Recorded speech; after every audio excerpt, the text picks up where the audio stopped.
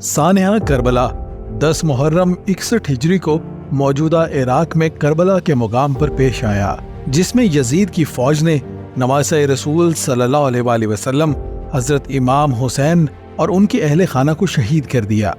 इमाम हुसैन के साथ उनके 72 साथी थे, जिनमें से 18 अहले बैत के अरकान थे। इसके अलावा खानदान नबूवत सल्लल्लाहु अलैहि वसल्लम से खवातीन और बच्चे भी काफिले में शामिल थे। वाक़या करबला सिर्फ तारीख़ इस्लाम ही नहीं बल्कि तारीख़ आलम का नादर और अजीबो गरीब वाक़या है। दुनिया का ये वाहिद ऐसा वाक़या है जिसमें आलम की तमाम चीजें मुतासिर हुई। ये वो गम अंगेज और अलम आफरीन वाक़या है जिसने हर जानदार और बेजान को खून के आंसू रुला दिया। यजीद ने जब तख्ते हुकूमत पर गासिबाना कब्जा किया तो उस वक्त तक हजरत इमाम अली और हजरत हसन शहीद किए जा चुके थे। यजीद को अपने बातिल अज़ाइम की तकमील के लिए अब इमाम हुसैन की मुज़ाहमत का सामना था। चनाचा उसने इक़्तिदार पर कब्जा करने के बाद इमाम आली मुकाम के कत्ल का मंसूबा तैयार किया और ऐसे हालात पैदा कर दिए कि आप अलैहिस्सलाम करबला में आ पहुँचे। रवायात के मुताबिक यजीद ने करबला के मुकाम पर 80,000 फौज का लश्कर भेजकर इमाम हुसैन अलैहिस्सलाम को 18 अहले बैत और 72 असहाब समेत चंद घंटों में शहीद कर दिया। जालिमीन की फौज ने नवासे रसूल सल्लल्लाहु अलैहि वसल्लम जिगरे गोशाए बतूल पर 7 मुहर्रमुल हराम से पानी बंद कर रखा था। करबला का ये वाक़या तारीख़ इस्लाम का बड़ा अफसोसनाक हादसा है। इस वाक़े की खबर अल्लाह ताला ने हजूर सल्लल्लाहु अलैहि वसल्लम को उनकी हयात मुबारक में ही कर दी थी।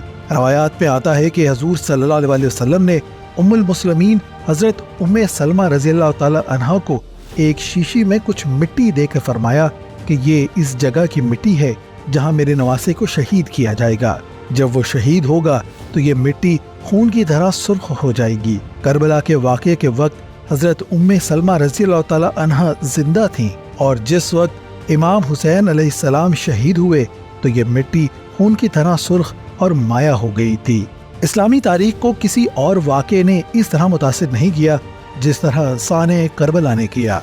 हजूर सल्लल्लाहु अलैहि वसल्लम और खुलफाए राशिदीन ने जो इस्लामी हुकूमत कायम की उसकी बुनियाद इंसानी हाकमियत की बजाय अल्लाह ताला की हाकमियत के असूलों पर रखी गई थी।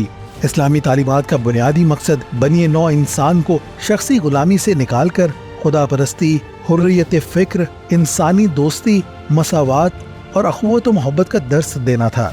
खुलफाए राशिदीन के दौर तक इस्लामी हुकूमत की ये हैसियत बरकरार रही। यजीद की हुकूमत चूँकि इन असूलों से हटकर शख्सी बादशाहत के तस्वर पर कायम थी, लिहाजा मुसलमान इस तब्दीली को इस्लामी निज़ाम शरीयत पर एक कारी ज़र्ब समझते थे। इसलिए इमाम हुसैन अलैहिस्सलाम महज इन इस्लामी असूलों और कदरों की बका व बहाली के लिए मैदान अमल में उतरे थे।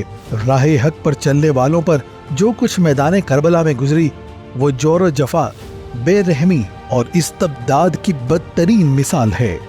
यजीद की नामजदगी इस्लाम की निज़ाम शोरायत की नफी थी, लिहाजा इमाम हुसैन ने जिस पामर्दी और सब्र से करबला के मैदान में मसाइब व मुश्किलात को बर्दाश्त किया वो हुर्रियत व जुर्रत और सब्र व इस्तक़लाल की लाज़वाल दास्तान है। बातिल कुव्वतों के सामने सरनगू ना होकर आप अलैहिस्सलाम ने हक व इंसाफ के असूलों की बालादस्ती और खुदा की हाकमियत का परचम बुलंद करके इस्लामी रवायात की लाज रख ली।